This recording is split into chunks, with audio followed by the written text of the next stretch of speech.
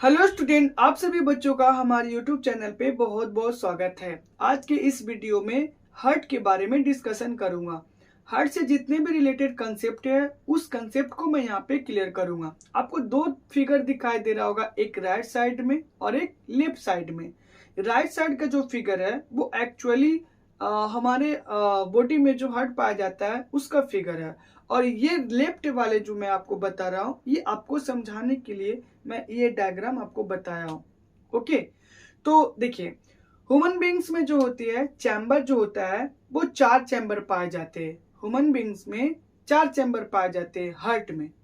अलग अलग ऑर्गेनिज्म जो हमारे अर्थ पे पाए जाते हैं उन सभी में अलग अलग चैम्बर पाए जाते हैं। जैसे अगर बात की जाए फिश, तो फिश में 2 चैम्बर होती है। ओके, एम्फीबियन में आपका 3 चैम्बर्स होता है, ठीक है। और रिप्टाइल में, ठीक है, रिप्टाइल में आपको 3 चैम्बर्स होता है। बर्ड्स की अगर बात की जाए तो जितने भी बर्ड्स होते हैं, है ना, ऑलमोस्ट 4 चैम्बर उसमें पाया जाता है। मैमल्स की बात किया जाए तो मैमल्स में हम लोग भी आ जाते हैं, 4 चैम्बर्स पाया जाता है।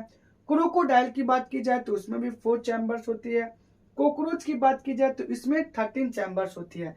यानी हमारे अर्थ पे जितने भी ऑर्गेनिज्म है, अलग अलग ऑर्गेनिज्म है, उन सभी ऑर्गेनिज्म में हार्ट तो पाई जाती है। उन सभी हार्ट में अलग अलग चैम्बर होती है। ओके, अलग अलग चैम्बर होती है। अब इन्हीं हार्ट के बारे में हम यहाँ पे डिस्कशन करेंगे। मेनली रूप से अगर देखा जाए तो हमारा जो हार्ट होता है ना, हार्ट जो होता है हमारे चेस्ट के बीच में होता है। बट कुछ पार्ट जो होता है वो राइट साइड में टिल्ट होता है और कुछ पार्ट लेफ्ट साइड में टिल्ट होता है, यानी झुका हुआ होता है। लेफ्ट साइड में ज्यादा है, झुकी होती है हार्ट, जिसके कारण हम बोलते हैं कि हार्ट का जो लोकेशन होता है वो लेफ्ट में होता है, क्योंकि ज्यादा पोर्शन हार्ट का लेफ्ट साइड में लोकेटेड होता है, ठीक है, झुकी हुई होती है, जिसके कारण हम लोग बोलते हैं कि हार्ट जो होती है वो लेफ्ट साइड में होती है। राइट साइड में भी होती है, थोड़ा सा होता है। तो देखिए यहाँ पे मैं आपको बता रहा हूँ कि एवरेज जो हार्ट का जो वेट है, एवरेज जो हार्ट का वेट होती है वो 300 ग्राम होती है। हार्ट का जो वेट होता है वो 300 ग्राम होता है।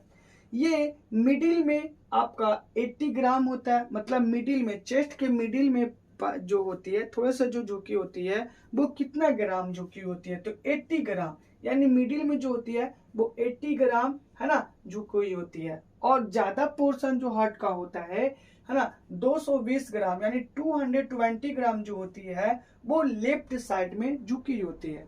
अब हार्ट का जो स्ट्रक्चर होती है वो क्लींच फिस्ट के स्ट्रक्चर के जैसा होता है, क्लींच फिस्ट के, ठीक है, यानी कि बंद मुट्ठी के स्ट्रक्चर के जैसा होता है हमारे हार्ट का स्ट्रक्चर, ठीक है, यानी कि बंद मुट्ठी के ही स्ट्रक्चर के जैसा हम लोगों का हार्ट होता है। इसीलिए हम लोग बोल सकते हैं कि our structure of the heart is like clean fist.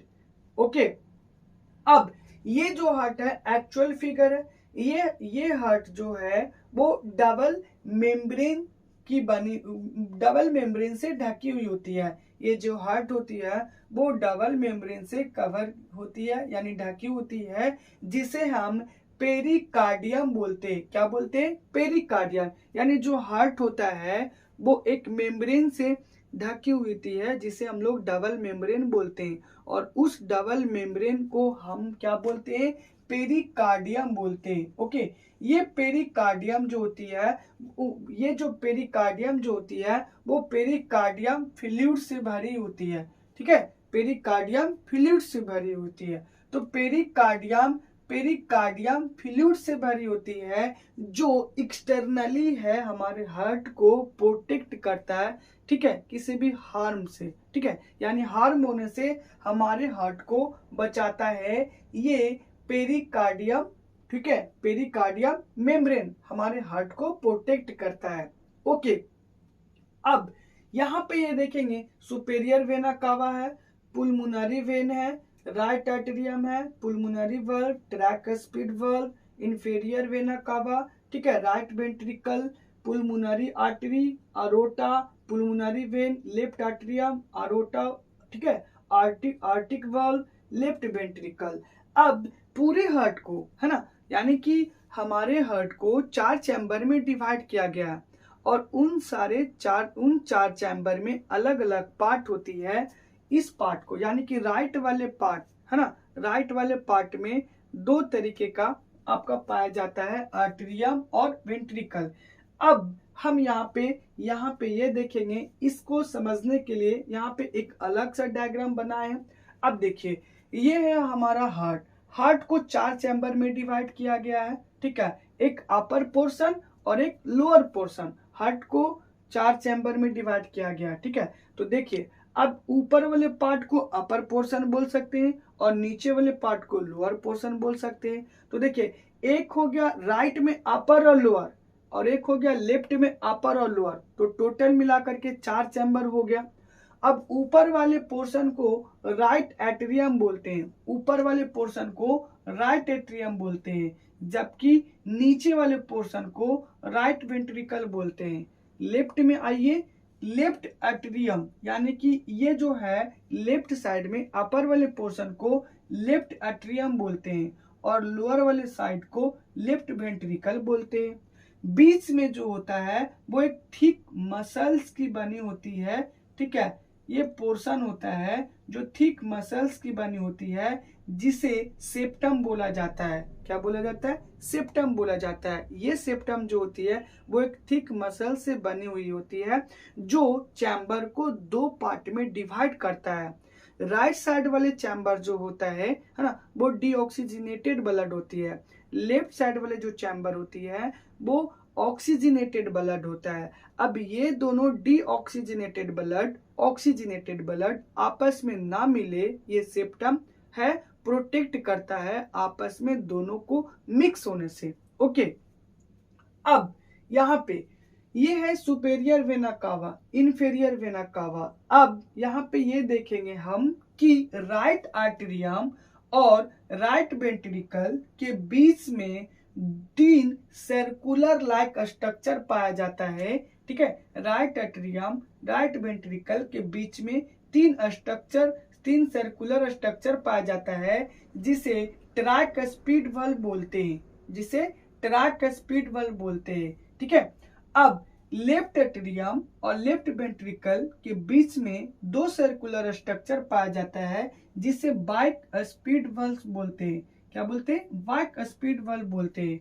और नीचे वाले पोर्शन में राइट में एक सर्कुलर स्ट्रक्चर होती है, ठीक है, उसे सेमीलूनर वाल्व बोलते हैं।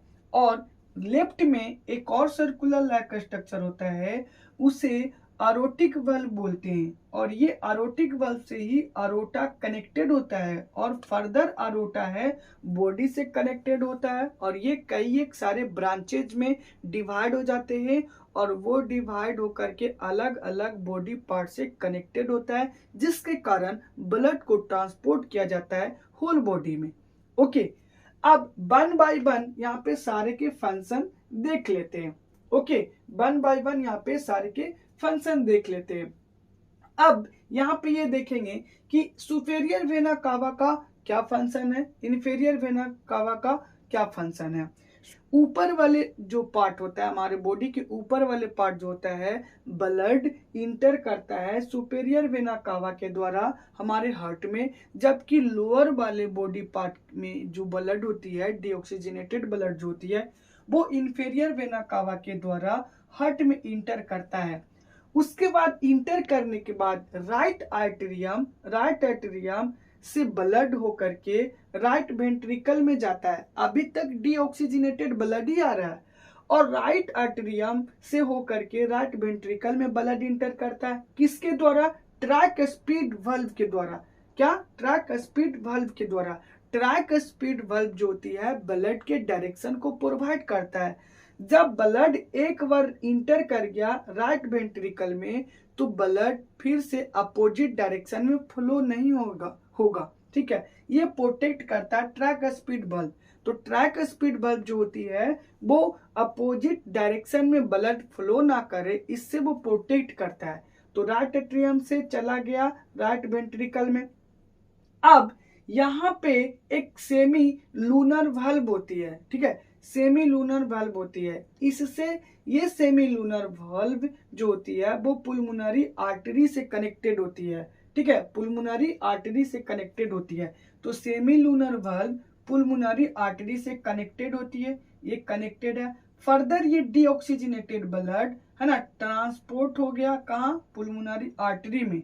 ये पुलमोनरी आर्टरी लंग्स को ट्रांसपोर्ट करता है। ठीक है, लंग्स को है ना ट्रांसपोर्ट करता है क्या, डीऑक्सीजनेटेड ब्लड। अब लंग्स में है ना ब्रीदिंग प्रोसेस जो होती है, लंग्स में ऑक्सीजन आता है। अब ये जब डीऑक्सीजनेटेड ब्लड लंग्स को दिया, लंग्स क्या करेगा, उसको ऑक्सीजन में ऑक्सीजन उसमें ऐड करेगा, मतलब ऑक्सीजनेट करेगा। इस डीऑक्सीजनेट को कार्बन डाइऑक्साइड को क्या करेगा, रिलीज कर देगा और इस डीऑक्सीजनेटेड ब्लड में है ना ऑक्सीजन को ऐड करेगा और ऑक्सीजनेटेड ब्लड बनाएगा। मतलब लंग्स में गया डीऑक्सीजनेटेड ब्लड, लंग्स उसमें ऑक्सीजन को ऐड किया तो डीऑक्सीजनेटेड से ऑक्सीजनेटेड ब्लड हुआ। तो लंग्स में ऑक्सीजनेटेड ब्लड हुआ, लंग्स में जो ब्लड पहुंचा तो ये ऑक्सीजनेटेड हुआ। ठीक है, पहले था डीऑक्सीजनेटेड, लंग्स के पास जाने के बाद ऑक्सीजनेटेड हुआ। ये ऑक्सीजनेटेड ब्लड फर्दर ये कहाँ गया, आपका पुलमोनरी वेन से, कहाँ गया, पुलमोनरी वेन से। तो पुलमोनरी वेन के पास गया और ये पुलमोनरी वेन जो है वो ब्लड को, उस ब्लड में क्या ऑक्सीजन है, इसीलिए हम इसको बोलेंगे ऑक्सीजनेटेड ब्लड, क्योंकि उसमें ऑक्सीजन है तो ऑक्सीजन रिच ब्लड है। तो ये पुलमोनरी वेन के द्वारा यहां से गया लेफ्ट आर्टरियम में। ठीक है, लेफ्ट आर्टरियम में गया, ये पुलमोनरी वेन से लेफ्ट आर्टरियम में गया, लेफ्ट आर्टरियम से होकर के ये बाइक स्पीड वाल्व फिर ये ब्लड को डायरेक्शन प्रोवाइड करता है। ठीक है, फिर ये ब्लड को डायरेक्शन प्रोवाइड करता है। तो लेफ्ट आर्टरियम से बाइक स्पीड वाल्व के द्वारा ब्लड इंटर किया लेफ्ट वेंट्रिकल में, लेफ्ट वेंट्रिकल में। अब ये भी बाइक स्पीड वाल्व जो होती है वो भी ब्लड के डायरेक्शन को प्रोवाइड करता है और ये बैक फ्लो होने से प्रोटेक्ट करता है। ओके, बैक फ्लो होने से प्रोटेक्ट करता है और ये ब्लड इंटर कर गया लेफ्ट वेंट्रिकल में। अब यहां तक तो लेफ्ट चैम्बर में सारा ऑक्सीजनेटेड ब्लड है, राइट में डीऑक्सीजनेटेड ब्लड था बट लेफ्ट में ऑक्सीजनेटेड ब्लड है। तो ऑक्सीजनेटेड ब्लड यहां तक आया। अब ये ऑक्सीजनेटेड ब्लड जब यहां से आया तो ये अरोटिक वाल्व के द्वारा अरोटा में गया।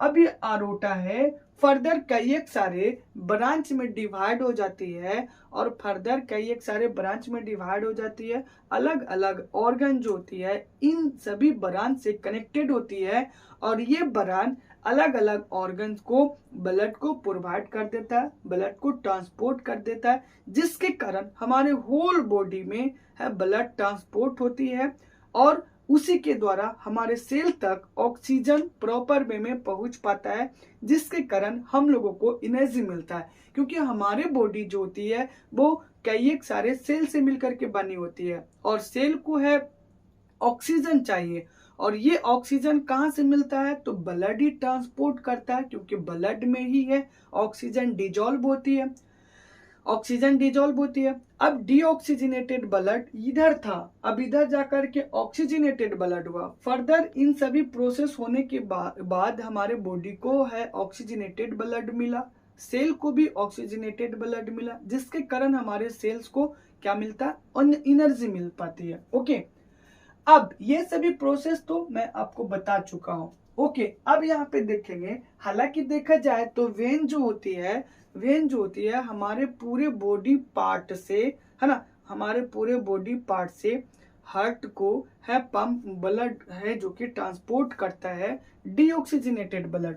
लेकिन देखिए पुलमोनरी वेन है, यहाँ पे पुलमोनरी वेन जो है वो एक यहाँ पे एक्सेप्शन के तौर पे देखेंगे तो ऑक्सीजन रिच ब्लड को वो क्या कर रहा है, ट्रांसपोर्ट कर रहा है। तो यहाँ पे देखिए आर्टरी हार्ट से पूरे बॉडी पार्ट में ब्लड को पंप करना, वो भी ऑक्सीजन रिच ब्लड। बट यहाँ पे पुलमोनरी आर्टरी है, पुलमोनरी आर्टरी मैं यहाँ पे बोला कि आर्टरीज है जो कि ऑक्सीजनेटेड ब्लड को पंप करता है हार्ट से, है ना, हार्ट से पूरे होल बॉडी पार्ट में।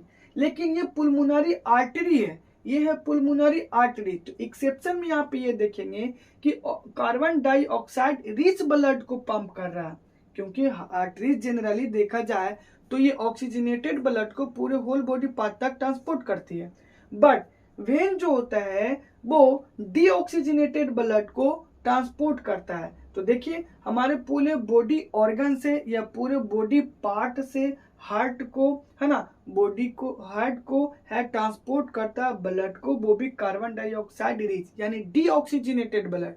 बट यहाँ पे पुलमोनरी वेन है, देखिए यहाँ पे पुलमोनरी वेन है, यहाँ पे तो ऑक्सीजन रिच ब्लड को ट्रांसपोर्ट कर रहा है ना, क्या कर रहा है, ऑक्सीजन रिच ब्लड को ट्रांसपोर्ट कर रहा है। बट यहाँ पे क्या है, वेन जो होती है वो कार्बन डाइऑक्साइड यानी डीऑक्सीजनेटेड ब्लड को ट्रांसपोर्ट करता है। बट यहाँ पे एक्सेप्शनली देख सकते हैं कि ऑक्सीजन रिच ब्लड को ट्रांसपोर्ट कर रहा है वो हार्ट में। ओके, तो ये हम यहाँ पे देख चुके हैं। अब यहाँ पे ये देखेंगे कि हमारे जो हार्ट होते हैं, है ना, हमारे जो हार्ट होते हैं वो एक टाइम में, है ना, यानी कि 1 मिनट में लगभग 72 टाइम, है ना, बीट करता है। यानी 1 मिनट में लगभग 70 से 72 टाइम्स है जो कि दिल की धड़कनें हमारी धड़कती है 1 मिनट में। तो 1 मिनट में हम बोल सकते हैं कि 70 से 72 टाइम से हमारे दिल की धड़कनें धड़कती है। और एक टाइम में हार्ट बीट होने में, यानी एक बार धड़कने में, दिल की धड़कने को एक बार धड़कने में लगभग 0.8 सेकेंड का टाइम लगता है। तो 1 टाइम हार्ट बीट को बीट करने में, है ना, 0.8 सेकेंड का टाइम लगता है, जबकि 1 मिनट में 72 टाइम्स लगती है। ओके, अब यहाँ पे ये भी हम देखेंगे कि 1 हार्ट बीट यानी कि 1 हार्ट बीट यानी एक बार जब दिल की धड़कनें धड़कती है तो उसमें सिस्टोलिक और डायस्टोलिक प्रोसेस होती है जो हमारे हार्ट के अंदर होता है। सिस्टोलिक और डायस्टोलिक प्रेशर होता है, ठीक है। तो सिस्टोलिक और डायस्टोलिक एक प्रोसेस होती है हमारे हार्ट के अंदर, और ये दोनों जब आपस में मिलता है तो एक बार हम हार्ट बीट को काउंट करते हैं। यानी अगर एक बार हार्ट बीट होता है तो उसमें सिस्टोलिक प्रोसेस और डायस्टोलिक प्रोसेस दोनों उसमें इंक्लूडेड होती है। अब ये सिस्टोलिक प्रोसेस क्या होती है और डायस्टोलिक प्रोसेस क्या होती है। सिस्टोलिक प्रोसेस देखिए, ब्लड को, हार्ट तो है, ब्लड को पंप करता है। तो जब ब्लड को पंप करेगा तो ब्लड जब यहाँ निकल जाएगा हार्ट से तो वो तो कॉन्ट्रैक्ट होगा ना, और जब ब्लड आएगा तो वो तो एक्सपैंड होगा। तो एक बार कॉन्ट्रैक्ट होगा और एक बार कॉन्ट्रैक्ट होगा और एक बार एक्सपैंड होगा। Contract expand, contract expand. तो जब कॉन्ट्रैक्ट होता है तो उस प्रोसेस को हम सिस्टोलिक बोलते हैं, और जब एक्सपैंड होता है तो उस प्रोसेस को हम लोग डायस्टोलिक बोलते हैं। और सिस्टोलिक और डायस्टोलिक ये दोनों मिलते हैं तो एक बार हम बोल सकते हैं कि एक बार हार्ट बीट हुआ, मतलब कि एक बार दिल की धड़कनें धड़के हैं, ठीक है। तो 1 सिस्टोलिक प्रेशर तो मतलब ही कि कॉन्ट्रैक्ट होगा, हार्ट थोड़ा कॉन्ट्रैक्ट होगा, सिस्टोलिक प्रोसेस, और डायस्टोलिक प्रोसेस एक बार एक्सपैंड होगा, ठीक है। अब ये सिस्टोलिक प्रेशर जो होता है वो आर्टरी पे प्रेशर डालता है, जबकि डायस्टोलिक प्रेशर जो होती है वो एक्सपैंड होता है तो वो वेन्स पे प्रेशर डालता है। एक बात यहाँ पे ये भी नोट डाउन करेंगे कि सिस्टोलिक प्रेशर जो होता है वो आर्टरी पे प्रेशर डालता है और डायस्टोलिक प्रेशर जो होती है वो वेन्स पे प्रेशर डालता है, ठीक है। तो ये भी मैं आपको बता चुका हूँ, इधर भी मैं आपको बता चुका हूँ, ठीक है, ये भी आपका हो चुका है। अब यहाँ पे देखेंगे कि ब्लड प्रेशर जो होता है वो जनरली, है ना, 120 से 120/80 यानी कि 120/80। ऊपर वाले को सिस्टोलिक प्रेशर बोलते हैं और नीचे वाले को डायस्टोलिक प्रेशर बोलते हैं। यानी कि सिस्टोलिक प्रेशर कहने का मतलब है कि हार्ट है कॉन्ट्रैक्ट होगा, और डायस्टोलिक प्रेशर का मतलब हो गया कि हार्ट जो है वो एक्सपैंड होगा। डायस्टोलिक प्रेशर में, डायस्टोलिक प्रोसेस में वेन्स पे प्रेशर लगता है, और सिस्टोलिक प्रेशर में जो होती है वो आपके आर्टरीज पे प्रेशर लगता है। तो बीपी जो मेजर किया जाता है जनरली, जो एक नॉर्मल पर्सन का जो बीपी होता है वो 120/80 mmHg होती है, ठीक है। अब पेसमेकर एक डिवाइस होता है ठीक है, पेस मेकर जो होता है वो एक डिवाइस होता है जो हार्ट में लगाया जाता है, और ये हार्ट में इसलिए लगाया जाता है ताकि ब्लड का जो प्रेशर हो वो नॉर्मल रहे, ना ज्यादा हो और ना ज्यादा कम हो। ठीक है, इसके लिए ना ज्यादा ब्लड का प्रेशर ज्यादा इंक्रीज करे और ना ब्लड का प्रेशर ज्यादा डिक्रीज करे। ठीक है, इसको नॉर्मल बनाने के लिए हार्ट में है पेस मेकर डिवाइस लगाया जाता है। ठीक है, जो हमारे डॉक्टरों के द्वारा हार्ट में लगाया जाता है। और स्टडी ऑफ हार्ट जो होती है उसे कार्डियोलॉजी बोलते हैं। ठीक है, क्या बोलते हैं? कार्डियोलॉजी बोलते हैं। तो जो हम हार्ट के बारे में स्टडी करते हैं उसे हम कार्डियोलॉजी बोलते हैं। तो the study of heart that is called cardiology. Okay, तो ये हो गया। अब यहाँ पे ये हम देखेंगे कि हार्ट जो होती है ना, हार्ट जो होता है मीन्स उसमें ब्लड पंप किया जाता है हार्ट के द्वारा, लंग्स के द्वारा ब्लड को प्यूरिफाई किया जाता है, जबकि किडनी के द्वारा ब्लड को फिल्टर किया जाता है। तो हमारे बॉडी में जो हार्ट होता है वो ब्लड को तो पंप करता है पूरे बॉडी में। ठीक है, अब ब्लड प्रेशर को भी तो मेजर करने के लिए कुछ ना कुछ इंस्ट्रूमेंट होनी चाहिए, क्योंकि ब्लड प्रेशर को हम मेजर कैसे करेंगे? तो ब्लड प्रेशर को हम मेजर कर सकते हैं स्फिग्मोमैनोमीटर के द्वारा। ठीक है, स्फिग्मोमैनोमीटर के द्वारा बोल सकते हैं कि स्फिग्मोमैनोमीटर जो होती है वो एक प्रकार का डिवाइस होता है जो बीपी को मेजर करता है। ठीक है, तो sphygmomanometer is a device which is used to measure the blood pressure. ठीक है, तो ब्लड प्रेशर को मेजर करने के लिए स्फिग्मोमैनोमीटर का इस्तेमाल किया जाता है। ओके, अब यहाँ पे हम ये देखेंगे कि हम सभी अपने हार्ट को या किसी भी पेशेंट या किसी के भी हार्ट को, ह्यूमन बींग्स के हार्ट को हम मतलब अच्छे से प्रॉपर वे में वो बीट कर रहा है या नहीं, इसको पता लगाने के लिए हम एक और इंस्ट्रूमेंट का इस्तेमाल करते हैं। उस इंस्ट्रूमेंट को स्टेथोस्कोप बोलते हैं। अब देखते हैं चेक करके कि हमारा हार्ट बीट अच्छा से चल रहा है या नहीं चल रहा। 1 मिनट में वो अच्छे से मतलब 70 से 72 बार वो धड़क रहा है या नहीं धड़क रहा। तो इसके लिए हम लोग एक इंस्ट्रूमेंट इस्तेमाल करते हैं जिसे हम लोग स्टेथोस्कोप बोलते हैं। तो स्टेथोस्कोप भी एक मेडिकल डिवाइस होता है जिसके द्वारा हम अपने हार्ट बीट को प्रॉपर बीट कर रहा है या नहीं कर रहा है उसको हम लोग मेजर करते हैं, उसको हम देखते हैं। ठीक है, तो डॉक्टर जो होता है वो स्टेथोस्कोप के द्वारा हार्ट बीट को वो चेक कर लेता है कि हार्ट बीट अच्छे से वर्क कर रहा है या नहीं कर रहा। स्फिग्मोमैनोमीटर में आपको बता दिया कि बीपी को मेजर करता है, जबकि स्टेथोस्कोप जो होता है उसके द्वारा हम अपने हार्ट के बारे में पता लगाते हैं कि हमारा हार्ट अच्छे से वर्क कर रहा है या नहीं कर रहा। उसके बाद यहाँ पे हम ये देखेंगे कि हमारा जो हार्ट बीट होता है, हार्ट बीट का जो साउंड होता है हमारे हार्ट में हार्ट बीट का जो साउंड होता है वो लब डब साउंड प्रोड्यूस करता है। ठीक है, लब डब साउंड प्रोड्यूस करता है। तो जब आप सुनेंगे हार्ट बीट के साउंड को तो वहां पे जब आप देखेंगे तो वहां पे लब डब एक साउंड प्रोड्यूस होता है जब हार्ट बीट है ना होती है। तो ये था यहाँ तक जितने भी हार्ट से रिलेटेड कंसेप्ट था मैं इस वीडियो में मैं आपको बता दिया। कैसा लगा वीडियो आप हमारे कमेंट सेक्शन में कमेंट करके जरूर बताएंगे। तब तक के लिए bye bye, take care, thanks, have a nice day.